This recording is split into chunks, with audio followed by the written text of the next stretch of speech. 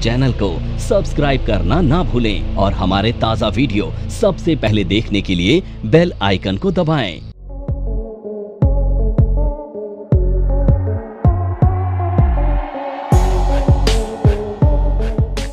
अब currency market की जो शुरुआत है ना, वो हुई थी अगस्त 2008 में।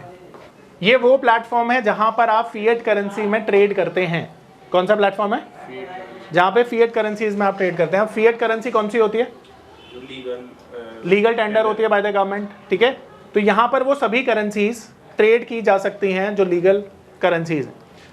बट अब सवाल ये उठता है, दुनिया के अंदर 195 नेशंस हैं, most of them are using USD, but जो यूएसडी नहीं कर रहे हैं उनकी एक अपनी करेंसी है। तो क्या वो सब करेंसी भी यहाँ पे ट्रेड की जाती हैं? तो जवाब है नहीं। यहाँ पर दुनिया में केवल वो करेंसी ट्रेड की जाती हैं जो सबसे ज़्यादा यूज होने वाली करेंसी है, जिसमें कि यूएसडी है, यूरो है, पाउंड है और जापानीज येन है। ये चार मेजर करेंसीज को हम यहाँ पर ट्रेड करते हैं, ठीक है। सो जैसा मैंने आपको बताया कि 2008 में इसकी शुरुआत हुई और यहाँ पर चार मेजर करेंसीज ट्रेड की जाती हैं। सबसे पहली करेंसी है यूएसडी, दूसरी करेंसी है जापानीज येन, तीसरी करेंसी है यूरो, चौथी करेंसी है पाउंड। अब देखो ये चारों की चारों करेंसीज ना ट्रेड होती हैं आईएनआर के अगेंस्ट में, यानी इंडियन करेंसी के अगेंस्ट में। और इसी को क्या कहा जाता है? करेंसी पेयर कहा जाता है। यानी इन दोनों करेंसीज के रिलेशनशिप को क्या कहा जाता है? करेंसी पेयर, ठीक है। अब यहाँ पर एक बात हमेशा ध्यान रखना, तुम जब भी बात करते हो, क्या बात करते हो? आज एक डॉलर की कीमत कितनी है? 82 रुपीज 70 पैसा, ठीक है।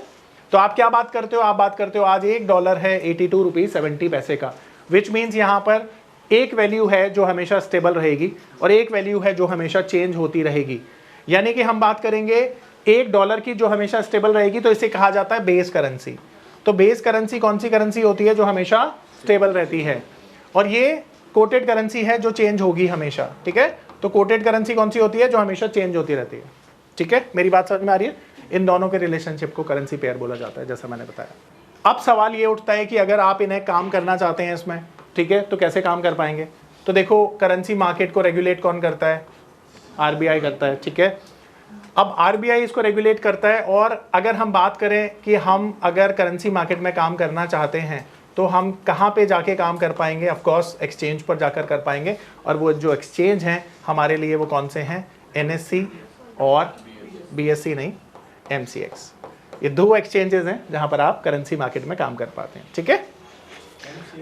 एमसीएक्स मल्टी कमोडिटी एक्सचेंज और नेशनल स्टॉक एक्सचेंज पर भी आप इसे कर पाते हैं, ठीक है। अब यहाँ पर सवाल ये उठता है कि काम के टाइमिंग क्या है, यानी इस मार्केट के टाइमिंग क्या है? तो इस मार्केट के जो टाइमिंग है ना, वो सुबह 9 बजे से लेकर शाम को 5 बजे तक के हैं।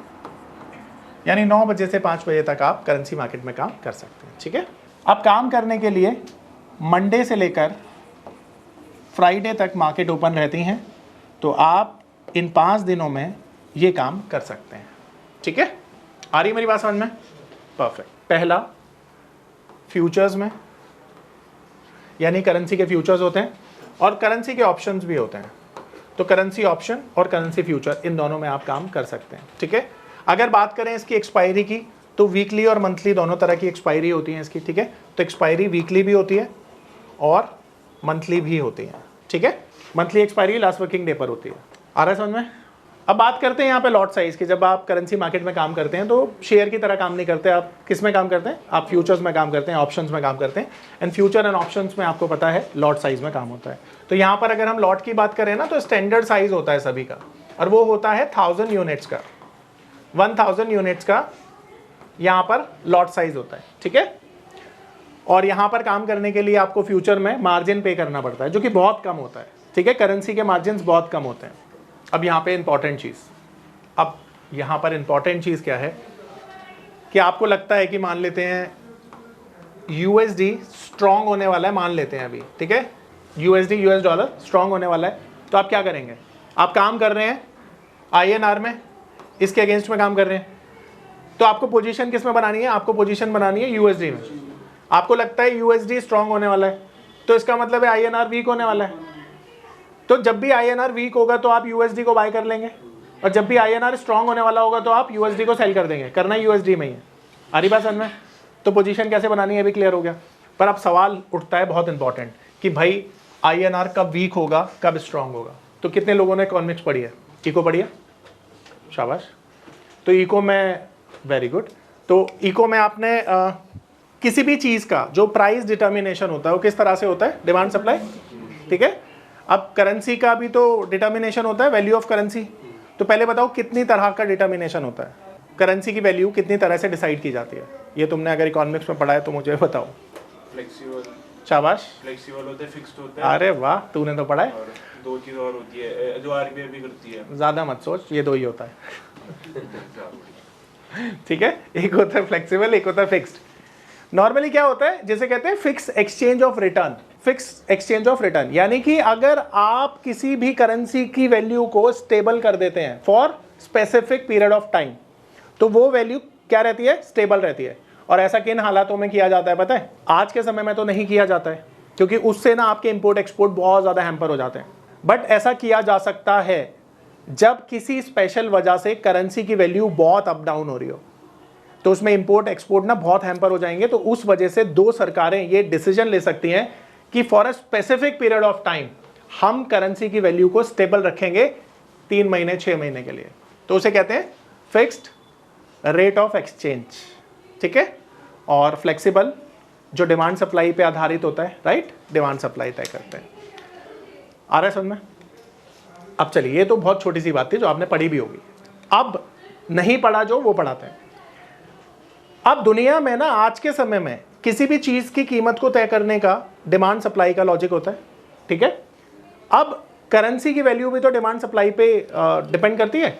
अब अगर आपको ये पता करना है कि इंडियन करेंसी स्ट्रांग हो जाएगी तो उसके पीछे की वो रीजनिंग चाहिए, तुम्हें फैक्टर्स चाहिए जिनको एनालाइज करके पता चलेगा कि कब हमारा इंडियन रुपीस मजबूत हो जाएगा और कब कमज़ोर हो जाएगा, यही चाहिए। अब वो फैक्टर्स की बात करेंगे, ठीक है। सो सबसे पहली चीज़ ध्यान से समझना, यहाँ पे थोड़ी बहुत इकोनॉमिक्स भी पढ़ने को मिलेगी। तो सबसे पहली चीज़ ये कि हमारे देश में ना कुछ लोग होते हैं जो बाहर से आते हैं और बाहर से आने के बाद यहाँ पे निवेश करते हैं, ठीक है। उन लोगों को हम बोलते हैं FDI। अच्छा, तेरी बात भी प्रूव कर देते हैं, वो भी होते हैं जो अगला मेरा आने वाला था, फॉरेन इंस्टीट्यूशन इन्वेस्टर्स, और भी होते हैं जिन्हें हम कहते हैं FPIs यानी पोर्टफोलियो इन्वेस्टर्स। तो ये 3 तरह के लोग होते हैं। इंस्टीट्यूशंस होते हैं इनफैक्ट जो हमारे देश में आते हैं या किसी अन्य देश में जाते हैं। इनका जो ऑब्जेक्टिव होता है क्या होता है, इन्वेस्टमेंट करना और वहाँ से ग्रोथ लाना अपने पैसे पर, ठीक है। अब ये जब आते हैं ना, अब हम अज्यूम कर रहे हैं ये हमारी कंट्री में आ रहे हैं, तो जब ये हमारी कंट्री में आएंगे तो क्या लेके आएंगे, इन टर्म्स ऑफ डॉलर। अब हमारी कंट्री में तो डॉलर चलता नहीं है, तो अगर डॉलर हमारी कंट्री में नहीं चलता तो इनको डॉलर के बदले में चाहिए होगा रुपीस, INR चाहिए। अब INR को ये कन्वर्ट कराएंगे और फिर इस INR को इन्वेस्ट कर देंगे, करेक्ट है, ऐसे ही होगा। जब ये इन्वेस्ट करेंगे तो हमारे इंडियन रुपीस की डिमांड बढ़ जाएगी ना।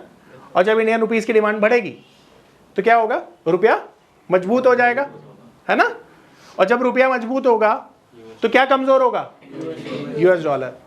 तो इसका मतलब तो यही हुआ कि जब भी FDI flow, FPI flow increase होता है तो रुपया स्ट्रांग हो जाता है, यही मतलब हुआ।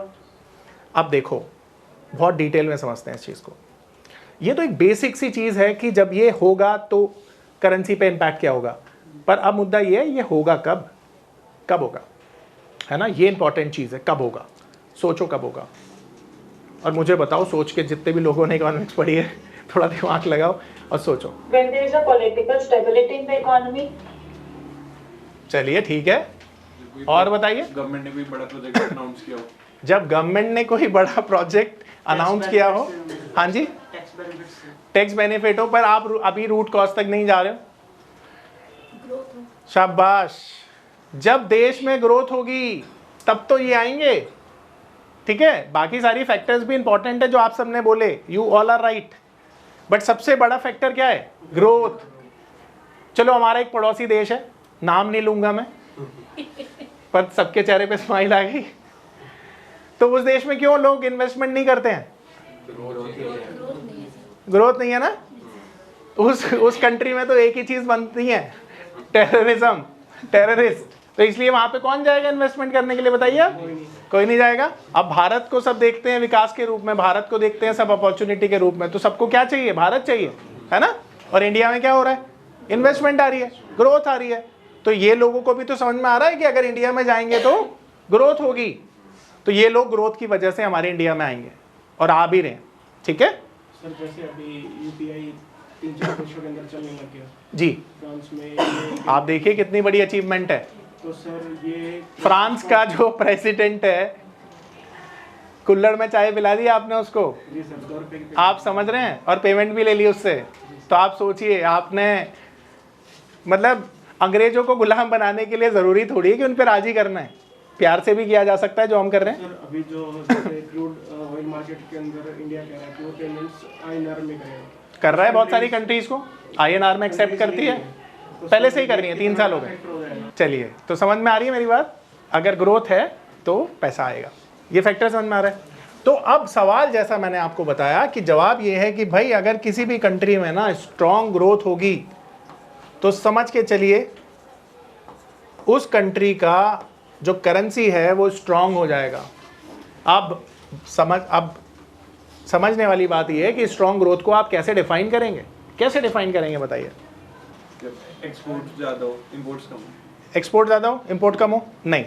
मतलब देखो, मैं गलत नहीं बोल रहा हूँ, तो मैं आगे प्रूव करूंगा, पर थोड़ा सा ना देखो, मैं तुम सबको एक चीज़ बताना चाहता हूँ। यहाँ पे जितने भी लोग हैं अच्छे एनालिस्ट बनना चाहते हैं, हाथ खड़े कर दो। ठीक है, अच्छे एनालिस्ट मतलब मार्केट को प्रेडिक्ट करना चाहते हैं, स्टॉक को प्रेडिक्ट करना चाहते हैं, यही चाहते हैं ना आप लोग। एक अच्छा एनालिस्ट कब बन पाओगे ये मैं बताना चाहता हूँ आपको, जब ब्रेन को ना काफ़ी स्ट्रॉन्ग करोगे। ब्रेन स्ट्रॉमिंग से ना आपका ब्रेन बेहतर होता है, डिसीजन बेहतर ले पाते हो। और जब मैं आपसे सवाल पूछता हूँ ना, तो उसका कतई मतलब ये नहीं निकालना कि मुझे आता है तो मैं बहुत खुश हूँ इस बात से, नहीं। मैं चाहता हूँ आपको भी जवाब वो निकालने आने चाहिए। जब मैं छोटा था तो मेरी मम्मी एक बात बोलती थी कि बेटा, क्वेश्चंस में ही आंसर होता है, सिर्फ उसको सही से समझना पड़ता है। तो मैं इस बात को समझा और उसके बाद मैंने चीज़ों को बेहतर करना शुरू किया। अब मैं सेम चीज़ आपको बताना चाहता हूँ कि जो सवाल मैं आपसे पूछ रहा हूँ ना, आप अपने दिमाग पे थोड़ा जोर डालेंगे ना, तो आपको खुद ब खुद आंसर मिलने लगेंगे, और वो हम डिस्कस करेंगे, क्योंकि डिस्कशन बहुत इंपॉर्टेंट होता है। अगर हम डिस्कस करते हुए आगे बढ़ेंगे तो आई एम श्योर कि आप लोग 3 महीने में ना बहुत अच्छे लेवल पे पहुंच जाएंगे, जो मेरा उद्देश्य है और आप सबका भी। तो हम क्या करेंगे, हम हर चीज़ को ना डिस्कस करके आगे बढ़ेंगे।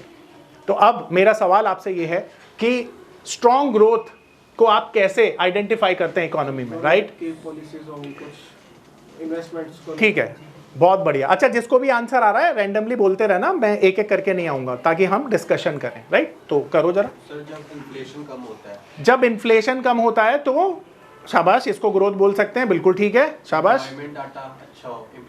एम्प्लॉयमेंट डेटा अच्छा हो तो भी आप ग्रोथ बोलेंगे। पॉलिटिकल स्टेबिलिटी को भी हम ग्रोथ बोलेंगे, बहुत बढ़िया। हाँ जी, शाबाश, सबसे अच्छा आंसर देखो अब तक तुम्हारा है। जीडीपी ग्रोथ अगर है तो इसको डेवलपमेंट बोलेंगे, ठीक है, जो दुनिया मानती है। देखो, दुनिया मानती है आपकी इन्फ्लेशन कंट्रोल में, बोले ठीक है यार, पॉलिसी अच्छी होंगी, कर ली। जीडीपी अपने हाथ में थोड़ी है, जीडीपी बढ़ रहा है तो रियल डेवलपमेंट तो उसी को कहेंगे। सबसे बेहतर आंसर आपने दिया अब तक। और बताइए, और क्या क्या फैक्टर हो सकते हैं, सोचिए। जॉब अपॉर्चुनिटीज, चलिए ठीक है, जॉब ग्रोथ को बोल सकते हैं, बिल्कुल ठीक है। जब जीडीपी बढ़ता है तो ये सारी चीजें होंगी, ठीक है। और सोचिए, और बोलिए।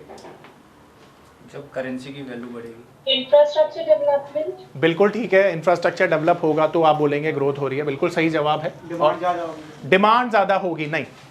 अब यहाँ पर देखो, कॉन्ट्राडिक्टरी आंसर मैं इसका करता हूँ, थोड़ा काउंटर करता हूँ उस चीज़ को। देखो, डिमांड ज़्यादा होना ना 2 चीज़ों पे निर्भर करता है। अगर आपकी परचेजिंग पावर बढ़ रही है, डिस्पोजेबल इनकम बढ़ रही है, तो आप डिमांड ज़्यादा करेंगे। वो और वजह से हो सकता है।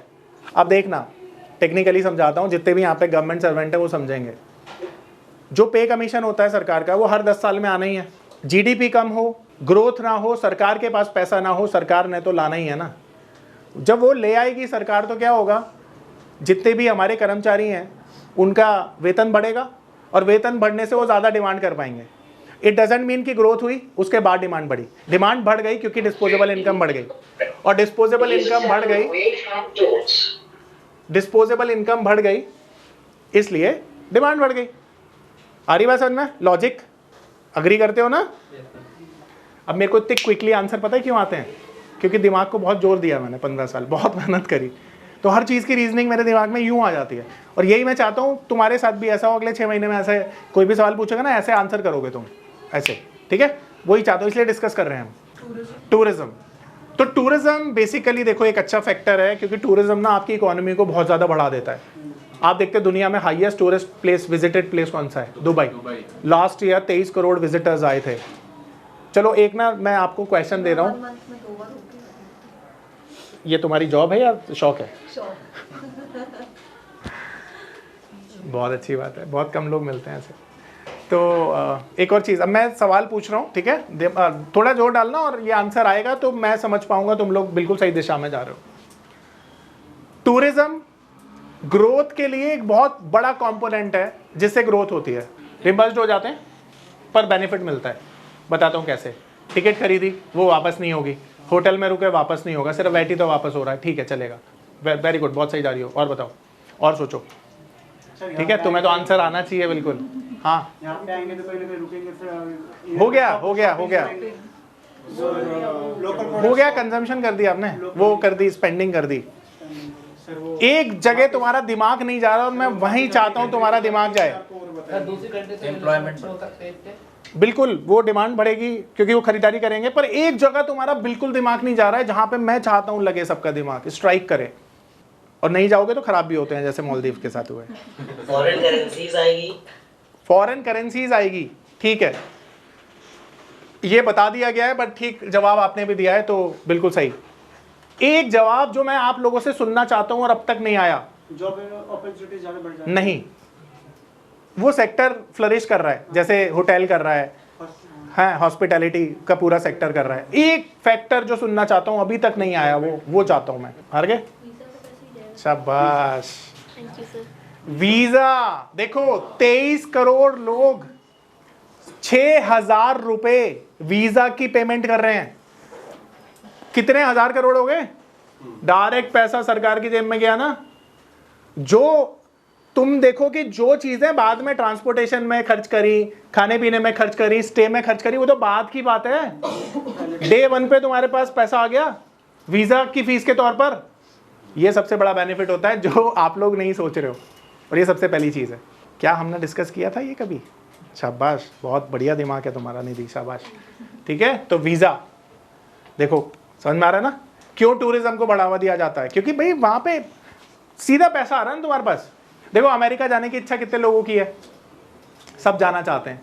अब अमेरिका अपना वीज़ा ना नॉर्मली जो H1 वीज़ा देता है, बहुत लोग हैं जो नहीं भी जाना चाहते हैं, जैसे मैं नहीं जाना चाहता, पर मैं तो गया हुआ हूँ तो अब इच्छा नहीं है। जो H1 वीज़ा होता है वो 10 सालों के लिए होता है, ठीक है? अब वो 10 सालों के लिए जो वीज़ा होता है नॉर्मली आजकल तो किसी का लगता नहीं, अच्छे खासे लोगों का रिजेक्ट कर देते हैं, पर हम अपनी लाइफ टाइम में ना 1 या 2 बार वीज़ा ज़रूर ट्राई करते हैं सब लोग। और US वीज़ा की जो एक्सेप्टेंस है ना वो बहुत कम है, यानी 4% की है, तो 96% को तो रिजेक्शन मिलता है। पर सोच के देखो कितनी फीस कलेक्ट कर रहे हैं US एम्बेसी वाले, सोच के देखो 15,000, और कितने रिजेक्शन आ रहे हैं सोचो। तो ये तो वो पैसा है ना जो US के पास जाए जा रहा है। और तुमने इकोनॉमिक्स में पढ़ा होगा कि जो US एम्बेसीज होती है ना, वो उस देश की नागरिक मानी जाती है जिस देश से वो बिलोंग करती है। यानी ये पैसा तुम इंडिया में दे रहे हो पर इंडिया का नहीं है, ये जा US रहा है क्योंकि वो उनकी सिटीजन है, राइट? तो वीज़ा एक बहुत बड़ा फैक्टर होता है, वीज़ा फीस, जिससे आपकी कंट्री में बहुत ज़्यादा फ्लक्चुएशन हो सकती है। ठीक है, आई होप सबको समझ में आ रहा है। तो स्ट्रॉन्ग ग्रोथ, अब बात है स्ट्रॉन्ग ग्रोथ का, भाई कैसे पता चलेगा? तो सबसे पहली चीज़ आई GDP, ठीक है? तो ग्रोथ को हम कैसे देखते हैं? GDP और IIP के रूप में भी देखते हैं। ये बेसिकली एक डेटा है, ठीक है, जिसमें हम देखते हैं इंडेक्स ऑफ इंडस्ट्रियल प्रोडक्शन का। ग्रोथ को आप लो इन्फ्लेशन रेट पर देख सकते हैं, जैसा बहुतों ने आंसर दिया था, ठीक है? और भी बहुत सारे फैक्टर्स हो सकते हैं। अब देखो, इस पे हम डिस्कशन करेंगे थोड़ा सा। तो हम सबने पढ़ा है GDP क्या होता है? ग्रॉस डोमेस्टिक प्रोडक्ट, है ना? क्या होता है ये बेसिकली हमारे देश में जितना भी फाइनल गुड्स एंड कमोडिटी का प्रोडक्शन होता है, उसकी जो वैल्यू होती है उसको हम GDP बोलते हैं, ये सबको पता है। एंड उसमें 3 मेजर जो सेक्टर्स होते हैं उनका कंट्रीब्यूशन होता है, primary, secondary and service, right? ये हमने बचपन में पढ़ा है। बट यहाँ पर सवाल ये उठता है कि जो GDP में ना कंट्रीब्यूशन करने वाली कंपनीज हैं, वो ऑर्गेनाइज्ड अनऑर्गेनाइज्ड दोनों है। अब अनऑर्गेनाइज्ड कौन सी कंपनीज होती हैं? वो कंपनी जो टैक्स नहीं दे रही हैं, राइट? तुम यहाँ पर बाहर जाओगे ना, एक छोटा सा आउटलेट है जिसका नाम है आई डोंट नो व्हाट, मेरे को पता नहीं है, तो वो ना कुछ मोमोज पता नहीं क्या ऐसे वो बेचता है, वो नूडल वगैरह बेचता है। अब वो जो बेचता है ना, बहुत सारे लोग कंज्यूम करते हैं उसको, ठीक है, बट वो टैक्स नहीं देते भाई साहब, टैक्स नहीं देते हैं, पर वो जो चीज़ें खरीद रहे हैं ना, उन पे ऑटोमेटिक टैक्स देना ही पड़ता है उनको, उनसे बच नहीं सकते हो, ठीक है। तो इनको बोला जाएगा अनऑर्गेनाइज्ड प्लेयर। देखो हमारी इकोनॉमी में इनका भी रोल है, पर बहुत कम। पर जो ये नूडल बना रहे हैं ना मैगी नाम से, वो मैगी एक बड़ी कंपनी है जिसे नेस्ले बनाती है। अब नेस्ले लिस्टेड कंपनी है यहाँ पर, और वो लिस्टेड कंपनी क्या कर रही है, बिजनेस कर रही है। तो इन भाई साहब की मैगी जितनी बिकेगी उसका डायरेक्ट फायदा किसको होगा, नेस्ले को होगा।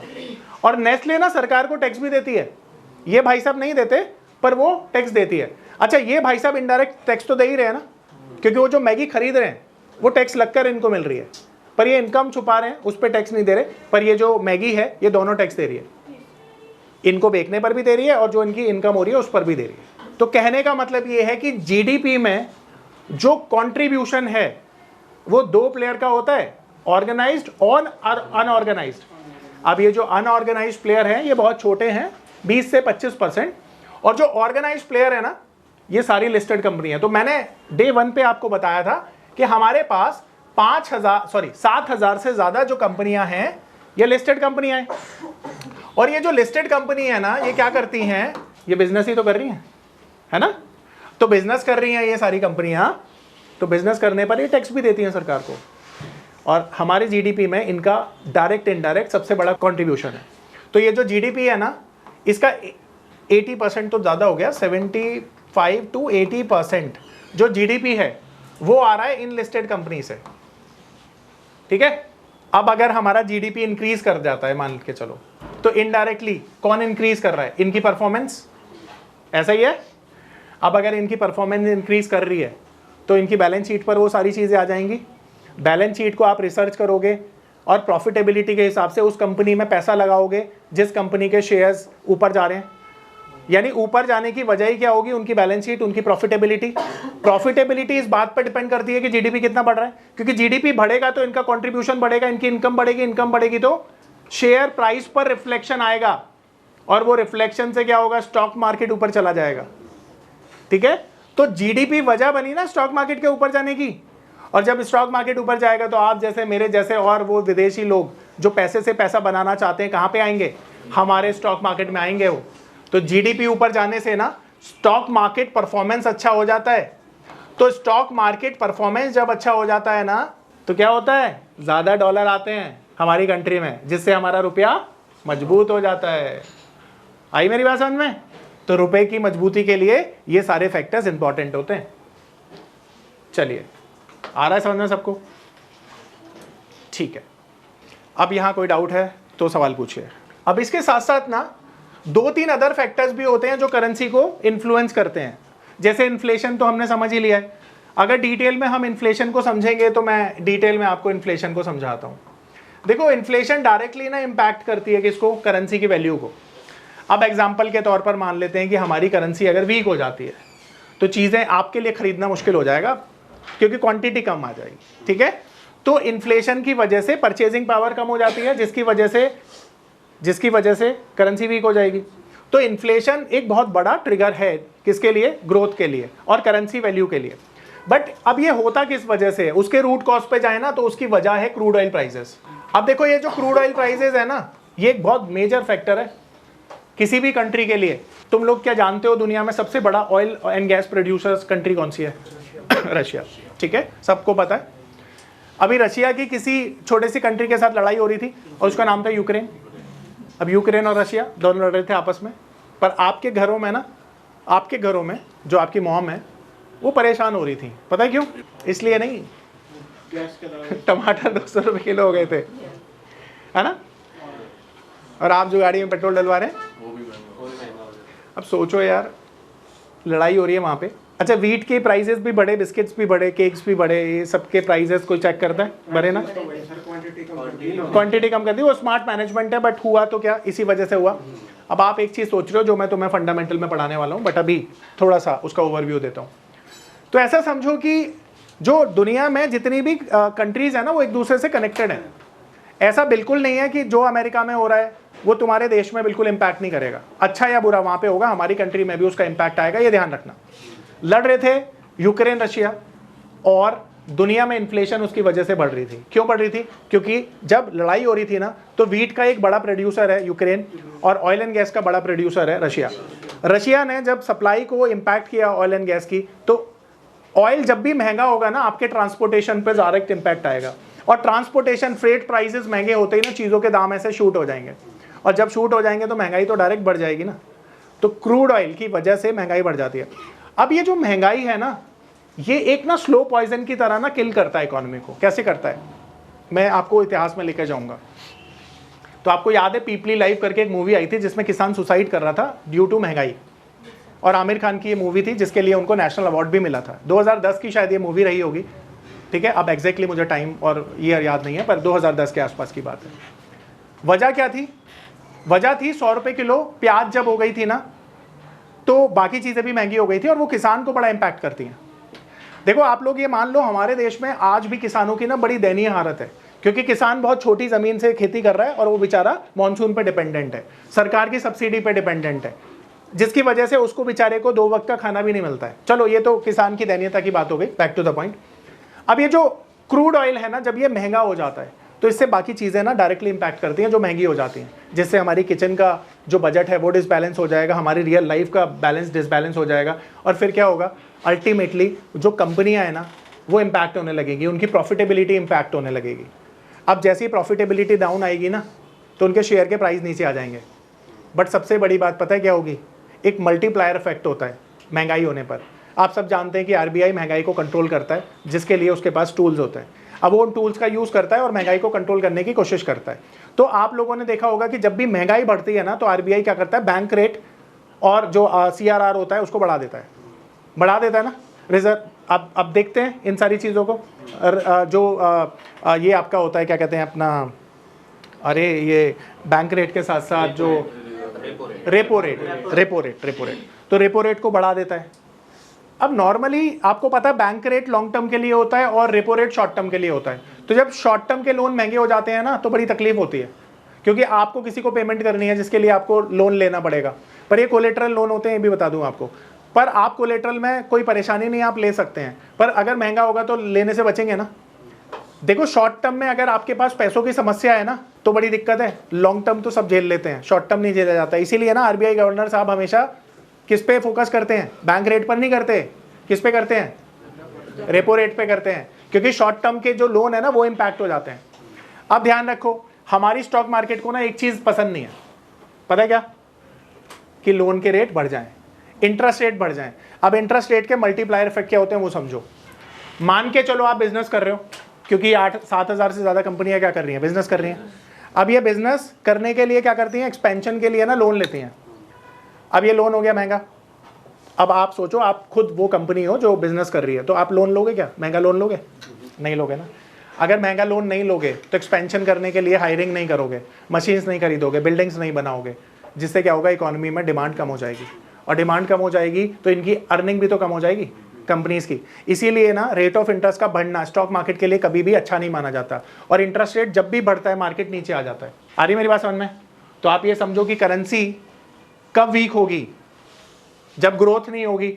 और ग्रोथ कब नहीं होगी, ये दो चीजें, एक इनडायरेक्ट फैक्टर है और डायरेक्ट फैक्टर है जो इंपैक्ट कर रहे हैं। तो हायर क्रूड ऑयल प्राइस से इन्फ्लेशन बढ़ने का डर होता है, जिसकी वजह से स्टॉक मार्केट नीचे आएगा, और स्टॉक मार्केट नीचे आएगा तो इन्वेस्टमेंट कैसे आएगी? आ रही मेरी बात समझ में? तो मल्टीप्लायर इफेक्ट होता है। तो इन सभी की वजह से करेंसीज में इंपैक्ट होता है, ये ध्यान रखना। आगे चलें, तो ये करेंसी मार्केट में यही था। बाकी करेंसी मैं आपको वो करा देता हूँ, थोड़ा सा कहाँ पे आप देख सकते हैं कैसे कैसे क्या क्या हिसाब किताब होता है, वो दिखा देता हूँ। देखिए यहाँ पे करेंसी लिखा हुआ है, करेंसी पे हम क्लिक करेंगे एंड देन यहाँ पे इसको थोड़ा ड्रैग डाउन करेंगे, तो आप देख पा रहे हैं यहाँ पे USD INR लिखा है, जैपनीज येन लिखा है। अब सारे के सारे INR में ही ट्रेड कर रहे हैं। यहाँ पे लॉट साइज चेक करिए, 1000 यूनिट्स का है सबका, चाहे वो जैपनीज येन हो, चाहे यूरो हो, चाहे पाउंड हो, सब 1000, ठीक है। अब ये प्राइस है किसका, अगर आप आज खरीदते हैं यूएसडी का, ठीक है। तो एक यूएसडी अगर आप खरीदते हैं तो आपको कितना पैसा देना पड़ेगा, 83 रुपीज देने पड़ेंगे। और यहां पर ये वो मार्जिन है जो आप पे करके एक लॉट खरीद रहे हैं। यानी अगर आप यूएसडी का एक लॉट खरीदते हैं तो आपको कितना मार्जिन देना पड़ेगा, कितना है, बहुत थोड़ा छोटा सा मार्जिन, 2076 रुपए, 2076 रुपीज ये टोटल मार्जिन है जो आपको पे करना पड़ेगा। अब ये पैसा तो सबके पास ही होगा, अब आपके अंदर टेम्पटेशन आ रही है 1000 यूएसडी खरीदने के लिए अपने को क्या चाहिए, सिर्फ 2000 रुपए सबके पास है। तो आप क्या करोगे, नंबर ऑफ लॉट बढ़ा दोगे, बोलोगे यार 50,000, अरे आप 50,000 है हमारे पास तो 25 लॉट खरीदोगे, बस वही नहीं करना, ठीक है। लिमिटेड काम करना है हमेशा, ये ध्यान रखना। अच्छा, अब यहाँ पे देख लो जैपनीज येन है वो 56 रुपीज़ का चल रहा है और इसके लिए मार्जिन हमें पे करना पड़ेगा 2451 रुपीज़। जो पाउंड है इसके लिए आपको देना पड़ेगा 105 रुपया और जो यूरो है इसके लिए आपको देना पड़ेगा 90 रुपया, ठीक है जी। ओके, सो ये सारे मार्जिन है, आप देख सकते हैं, ठीक है। आई होप सबको क्लियर होगा ये, ठीक है। तो आप इसे मंडे टू फ्राइडे कर सकते हैं, फ्यूचर एंड ऑप्शंस में इसके ट्रेडिंग कर सकते हैं, ठीक है। सो करेंसी मार्केट सबको समझ में आया, और जिसका कोई डाउट है प्लीज सवाल पूछ सकते हैं। मेरा नाम है अतुल, मैं एक नामी होटल में मैनेजर के तौर पर जॉब करता था। मार्च 2020 में लॉकडाउन के दौरान मेरी जॉब चली गई। उसके बाद मुझे घर चलाने और बच्चों के भविष्य की चिंता होने लगी। फिर मैंने शेयर मार्केट के फील्ड में ऑनलाइन कुछ करने का प्लान किया, लेकिन मुझे शेयर मार्केट का ABCD भी नहीं आता था। फिर मैं एक ऐसे प्लेटफॉर्म को खोजने लगा जो मुझे घर बैठे सही और सरल भाषा में शेयर मार्केट में ट्रेडिंग करना सिखा सके। तभी मुझे मिला NIFM का online education platform www.onlinenifm.com। NIFM के ऑनलाइन एजुकेशन प्लेटफॉर्म पर बहुत से ऐसे कोर्स थे जिनसे मैं अपने स्टॉक मार्केट में इन्वेस्टमेंट और ट्रेडिंग के सपनों को पूरा कर सकता था, जैसे कि stock market trading beginners course, NIFM certified smart investor course, advance level smart investor course, technical analysis course, fundamental analysis course, options trading strategies, research analyst certificate course, diploma in financial market course और ना जाने ऐसे बहुत से course उपलब्ध हैं। फिर मैंने www.onlinenifm.com की साइट पर जाकर NIFM का NIFM certified smart investor course को ऑनलाइन परचेज किया, जिसको सीखने के बाद मैंने जाना कि शेयर मार्केट से पैसा कमाना कितना आसान है। बस आपको एक सही प्लेटफॉर्म की जरूरत है, जो है www.onlinenifm.com। NIFM के ऑनलाइन प्लेटफॉर्म की वजह से मैंने लॉकडाउन के दौरान शेयर मार्केट से अच्छी इनकम भी जनरेट की। थैंक्स NIFM, जिसकी वजह से आज मैं एक होटल मैनेजर से प्रोफेशनल ट्रेडर बन पाया। कॉल 8588868475 और विजिट www.onlinenifm.com।